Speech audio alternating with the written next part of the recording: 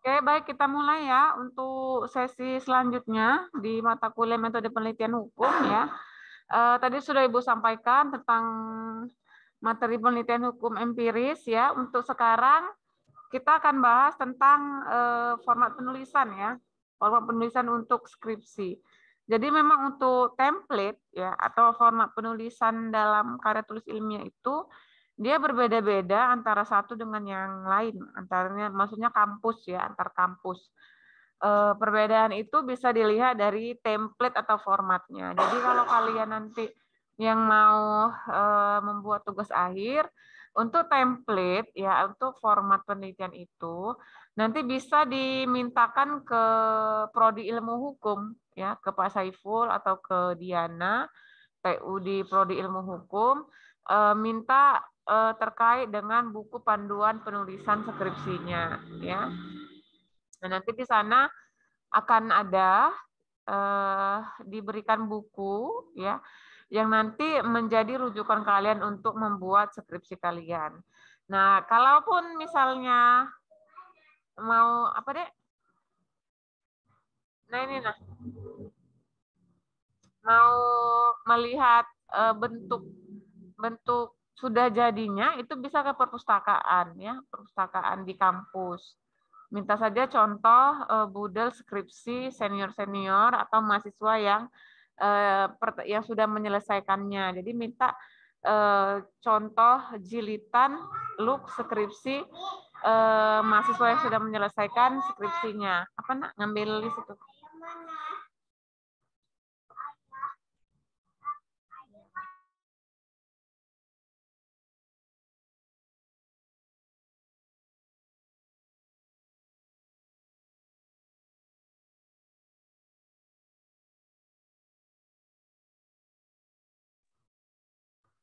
Oke, jadi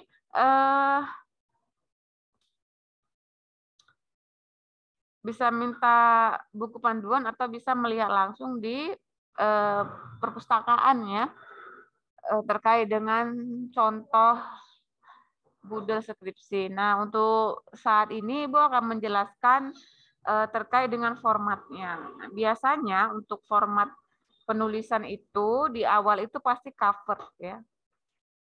Jadi cover penulisan itu nanti ada judul, ada logo universitasnya, ada nama kalian, ada NPM, kemudian juga ada tahun, ada kota ya. Jadi seperti judul karya tulis ilmiah pada umumnya. Nah, setelah itu nanti akan ada yang namanya lembar pengesahan ya. Lembar pengesahan ini adalah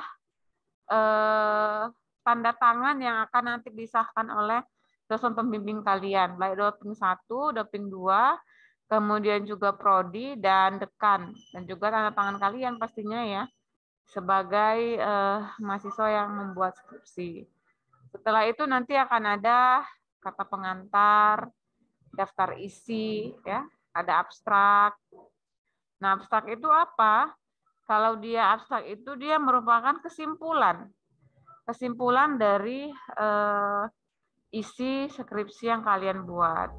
Nah, dalam abstrak itu dia ada 4 paragraf dan ada kata kunci, 3 kata kunci yang berkaitan dengan isi dari skripsi kalian. Misalnya, kalau dia yang ngambil tentang perlindungan anak, ya kan, bisa kata kuncinya itu diversi, sistem peradilan pidana anak, atau hukum perlindungan anak.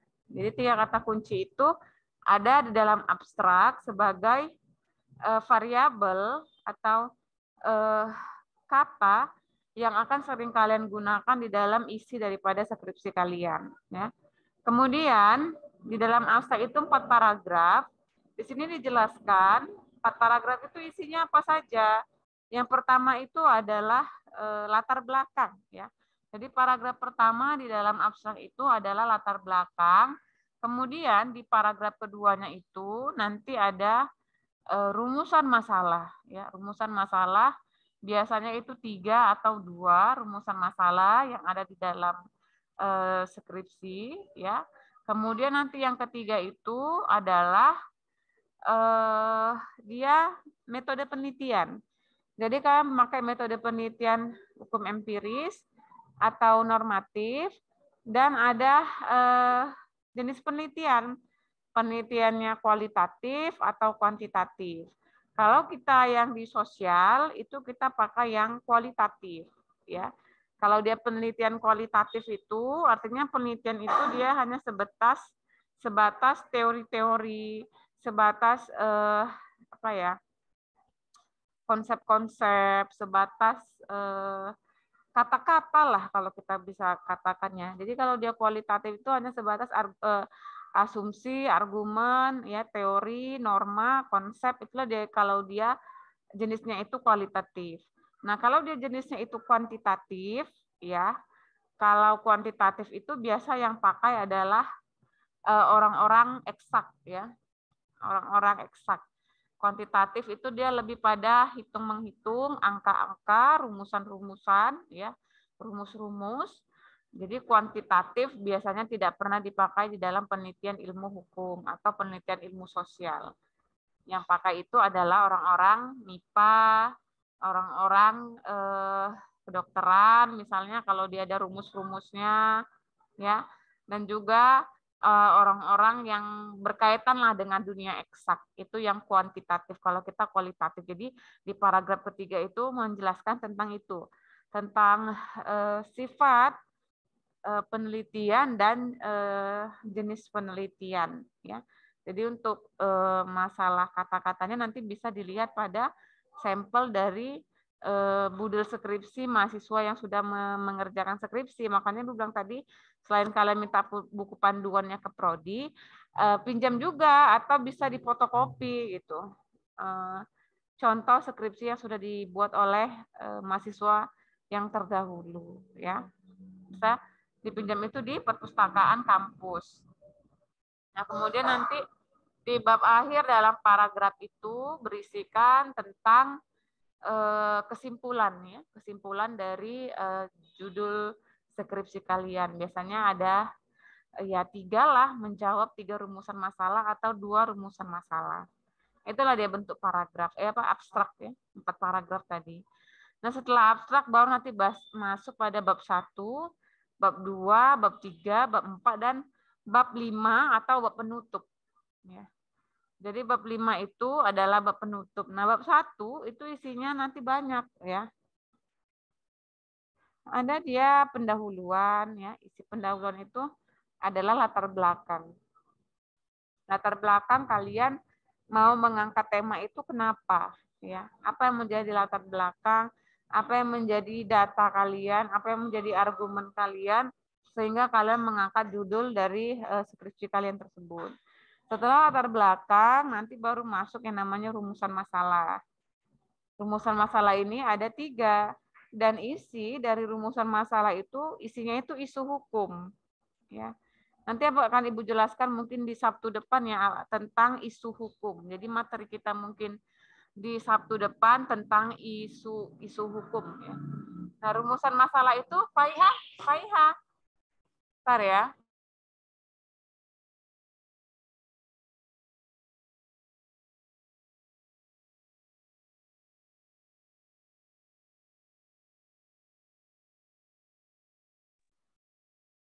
Jadi 3 rumusan masalah itu dia harus bersih isu hukum. Artinya isu hukum di sini harus ada permasalahan dari redaksi kata yang kalian susun menjadi rumusan masalah itu, ya. Harus ada isu hukumnya. Jadi nggak hanya sebatas misalnya rumusan masalah 1, apa pengertian dari hukum lingkungan. Nah, itu bukan rumusan masalah, ya. Kenapa? Karena kalau kita membaca kata itu, apa yang dimaksud atau apa definisi dari hukum lingkungan, misalnya, ya tidak perlu dibuat karena kita bisa membaca saja undang-undang lingkungan, ya kan. Jadi hati-hati dalam memilih redaksi kata untuk rumusan masalah. Bisa saja itu hanya sebatas pertanyaan yang bisa dijawab dengan kita hanya membaca. Kalau di rumusan masalah itu, ya, dia harus ada 2 variabel yang menjadi permasalahannya. Ya. Misalnya ya, rumusan masalah itu adalah bagaimana ya konsep restoratif justice di dalam hukum perlindungan anak. Nah, itu bisa menjadi rumusan masalah. Kenapa? Karena dia ada dua variabel atau dua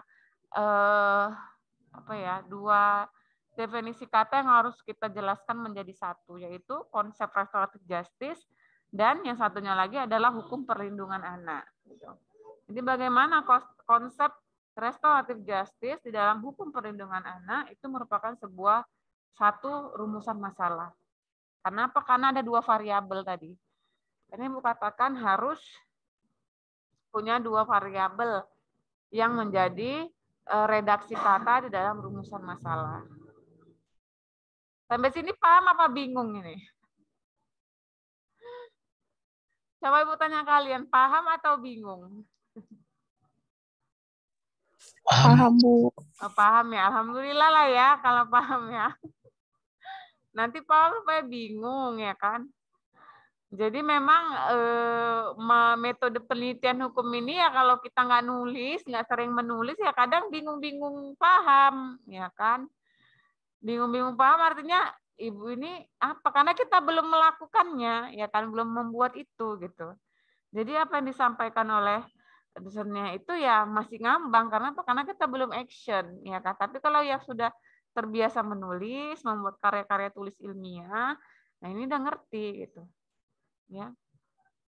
Nah, di dalam Ibu berhentikan dulu di rumusan masalah ya. Jadi di dalam format itu juga ada yang namanya footnote ya. Memang sebenarnya metopol ini nggak siap kalau kita hanya hanya beberapa jam gitu. Makanya Ibu bilang harus ada buku, jadi kan bisa baca. Banyak sebenarnya yang mau dijelaskan, ya banyak sebenarnya yang mau harus kalian pahami, tapi mungkin ya begitu. Dari dosennya itu hanya 25%, ya. Nah, 75%-nya mahasiswa dapat dari mana? 75%-nya itu dapatnya dari membaca, ya, berdiskusi, mengikuti seminar-seminar, ya, membaca, melihat berita, membaca berita, ya. Jadi memang kalau proses belajar mengajar ini, Bu sampaikan juga ke mahasiswa-mahasiswa Ibu yang sebelum-sebelumnya, dari dosen itu hanya 25%, selebihnya kalian baca gitu loh. Ya mungkin kalau capek ya membaca, udah lelah bekerja segala macam, kalian bisa mendengar, melihat berita, mendengar YouTube, ya kan. Kalau mendengar tuh kan nggak terlalu lelah ya. Kalau membaca mungkin lelah di mata, ya kan mata kita. Jadi kalau kita dengar aja di YouTube ya tentang misalnya metode penelitian hukum, dengar aja gitu. Jadi tidak memberatkan, tetapi memang yang lebih baik itu ketika kita membaca. Bacalah gitu buku satu aja buku metode penelitian hukum itu udah bagus, udah hebat. Ya. Ibu aja dulu pun jadi belum terbiasa membaca, ya kan terakhirnya waktu mau melakukan penulisan baru bingung, ya kan. Nah waktu mau nyusun baru Ibu baca gitu. Oh ternyata begini-begini, ternyata salah sebelum kita menyusun itu. Nah ketika kita belajar misalnya mata kuliah itu kita baca gitu. Jadi nanti di alam bawah sadar kita itu sudah lengket, sudah paham. Jadi ya bacalah ya saran Ibu sama kalian. Banyak-banyak membaca buku, banyak-banyak membaca tulisan. Kalaupun agak lelah, banyak-banyak mendengarkan, ya kan. Jangan terlalu asik dalam bermedia sosial, ya. Yang banyak menghabiskan waktu kita sia-sia, ya kan. Hanya melihat Instagram orang, ya kan. Hanya melihat Facebook orang, melihat TikTok, ya. Sayang waktu kita terbuang sementara kita dikejar deadline. Deadline-nya apa? Yaitu penyelesaian tugas akhir gitu. Seperti Ibu sampaikan di awal, nggak ada waktu untuk istirahat, apalagi kalian yang bekerja. Nggak ada waktu lagi untuk ya bersantai, itu nggak bisa lagi. 4 jam, 5 jam tidur aja udah alhamdulillah gitu. Kalau kalian nanti dalam proses menyusun. Makanya dari sekarang kalau udah mikir ide ini nih, misalnya tema mau angkat tentang hukum lingkungan, atau tema yang mau diangkat tentang pasar modal misalnya. udah mulai cicil-cicil buku-buku yang mau dipakai untuk menyusun itu, atau putusan-putusan yang dibutuhkan, ya. Sudah mulai di-searching, sudah mulai dipikirin. Jangan sampai di situ misalnya deadline semester 6 atau 7 baru kita cari-cari lagi, nanti capek, ya. Apalagi sekarang ya, kita itu kadang-kadang udah lelah. Ya, Ibu juga nggak tahu kenapa. Apakah karena faktor usia, atau karena faktor makanan, atau karena faktor udara, cuaca, dan segala macam, kita mudah lelah. Karena antisipasinya apa? Mulai prepare, dipersiapkan. Ya. Itu ya mungkin ya. Jadi memang mulai berpikir untuk menyicil ya bahan-bahan yang akan kalian tujukan untuk nanti pembuatan skripsi. Ya. Jadi ada footnote. Footnote itu catatan kaki. Dan dalam footnote itu ada yang namanya object, ada yang namanya log sheet, dan ada namanya ibit. Object, log sheet, ibit. Nah, ini akan ada di dalam penulisan skripsi kalian, footnote ini. Kenapa? Kalau nggak ada itu, nanti kena plagiat. Ya. Kena plagiat, artinya apa? Pemalsuan. Jadi kita ambil sumber dari mana, harus dibuat di footnote itu. Apakah dia ibit sama dengan buku yang sebelumnya atau tulisan sebelumnya? Apakah dia object ya? Tulisan itu melangkahi tulisan yang halaman sebelumnya tapi sama, atau dia log sheet. Log sheet itu dia penulisnya itu berbeda pada setiap paragraf. Kalau agak bingung nanti bisa langsung baca buku atau dengar di YouTube lah ya. Apa itu object, apa itu log sheet, dan apa itu ibit. Yang jelas di dalam footnote akan kalian temukan kata-kata itu dan akan kalian masukkan di dalam setiap lembar skripsi kalian. Belum lagi Ibu jelaskan ya kan penulisan footnote seperti apa ya kan. Banyak sebenarnya yang memang mau dijelaskan kalau berkaitan dengan format penulisan ya. Makanya nggak selesai hanya dengan waktu setengah jam sebenarnya. Cuma yang mana keterbatasan waktu dosen untuk menyampaikan, ya kan keterbatasan waktu kalian juga untuk mendengarkan, kan semua terbatas. Oleh karenanya memang harus kalian mencari sendiri dengan membaca, dengan mendengar. Ya. Itu ya, nanti cari objek, log sheet, ibit itu apa. Nah, Ibu lanjutkan lagi. Setelah rumusan masalah nanti ada tujuan penelitian, itu sama ya, tujuan penelitian itu sama dengan rumusan masalah. Nah, setelah rumusan, tujuan, nanti ada yang namanya keaslian penulisan ya. Jadi tulisan kalian itu hampir mirip dengan mahasiswa siapa, di universitas mana, rumusan masalahnya dijabarkan. Terkait itu karena berkaitan dengan plagiarisme ya, plagiat ya. Setelah keaslian penulisan nanti ada yang namanya tinjauan pustaka. Tinjauan pustaka itu variabel ya. Artinya di sini variabel adalah kata kunci yang akan kalian pakai di penulisan selanjutnya. Seperti kata kunci tadi di abstrak, ya misalnya definisi daripada hukum perlindungan anak, definisi daripada konsep diversi, itulah dia tinjauan pustaka. Setelah tinjauan pustaka, nanti ada yang namanya metode penelitian. Itulah kalian jelaskan apa jenis penelitian kalian, apa sifat penelitian kalian, bagaimana cara mendeskriptifkannya, bagaimana cara mendapatkan bahan-bahan penelitian atau data penelitian. Itu ada pada subbab metode penelitian di bab 1. Setelah itu nanti baru ada dia sistematika penulisan ya. Sistematika penulisan ini dia seperti outline atau seperti daftar isi ya. Apa-apa saja yang mau kalian bahas di dalam bab 2, bab 3, dan bab 4 serta bab penutup kalian. Nah, untuk bab 2, bab 3, dan bab 4 itu adalah isi daripada rumusan masalah 1, rumusan masalah 2, dan rumusan masalah 3. Jadi isi dari 1, 2, 3 rumusan masalah tadi tertuang di bab 2, bab 3, dan bab 4-nya. Nah, kemudian kalau dia bab 5 penutup ya, ini seperti penulisan-penulisan pada umumnya. Kalau dia bab penutup, maka isinya itu adalah kesimpulan dan saran. Kesimpulan ini cukup 3 atau 2. Ya, kenapa? Karena kalau rumusan masalah kalian 2, maka kesimpulannya itu cukup 2. Kalau rumusan masalahnya itu 3, maka kesimpulannya itu 3. Jadi kesimpulan 1 menjawab rumusan masalah 1, kesimpulan 2 menjawab rumusan masalah 2, dan kesimpulan 3 itu menjawab rumusan masalah 3. Jadi 3, nggak boleh 4, 5, selebihnya nggak boleh. Nanti diketawain ya, waktu kalian semhas dan sidang. Jadi 1, 2, 3, atau kalau rumusan masalahnya 2, ya kesimpulan 2. Gitu. Nah, saran boleh banyak. Kalau dia saran, boleh 1, boleh sedikit ya, 1 aja udah nggak apa-apa. Boleh 2, 3, 4, 10 pun nggak apa-apa kalau saran ya. Tapi benar-benar saran yang memang berkaitan dengan skripsi gitu ya. Jadi itulah dan nanti di akhir baru nanti ada daftar pustaka. Daftar pustaka juga dia minimal 10 tahun ya. Buku yang dipakai itu minimal 10 tahun dari tahun penelitian. Jadi saya kalian neliti di 2023, maka tahun penelitiannya itu minimal 2013. Nggak boleh 2012, 2011 ke bawah tuh nggak boleh. Minimum buku yang kalian pakai di daftar pustaka itu adalah di tahun 2013.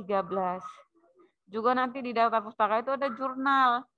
Jurnal ilmu hukum juga seperti itu, tahun 10 ya, 10 tahun dari tahun penelitian. Dan minimal kalau dia buku 25-30 harus cantumkan.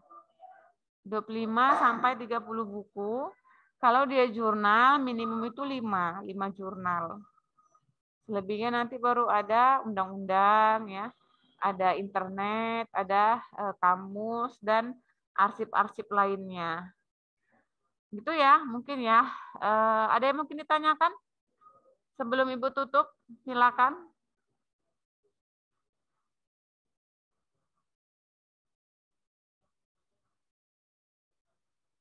Pas semuanya ada? Pas, Bu.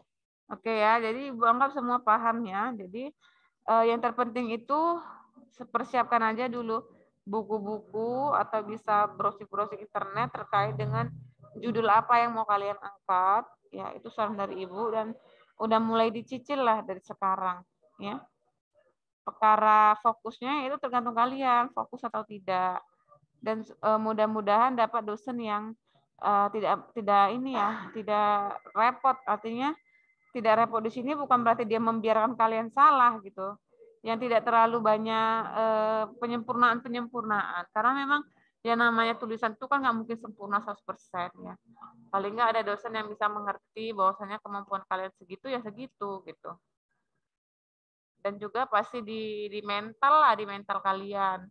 Sanggup untuk bertahan, sanggup untuk tetap semangat, nggak mudah pantang menyerah, nggak mudah jenuh, ya kan, fokus dalam menyelesaikannya. Karena kembali lagi di awal tadi Bu katakan, skripsi yang baik itu adalah skripsi yang selesai. Ya. Jadi selesai skripsi kalian, kalian mendapat gelar sarjana, kalian diwisuda, itulah yang baik gitu ya. Oke. Karena tidak ada, mungkin Ibu akhirin ya perkuliahan kita sampai di sini. Minggu depan kita jumpa Sabtu ya, mungkin minggu depan terakhir kali ya pertemuan kita, berhubung juga kita sudah mau ujian semester dan minggu depan juga mungkin 2 kali Zoom juga. Jadi biar selesai di minggu depan. Di jam 2 juga ya, insya Allah ya. Oke, Ibu Tahiri dengan mengucapkan terima kasih dan Assalamualaikum warahmatullahi wabarakatuh.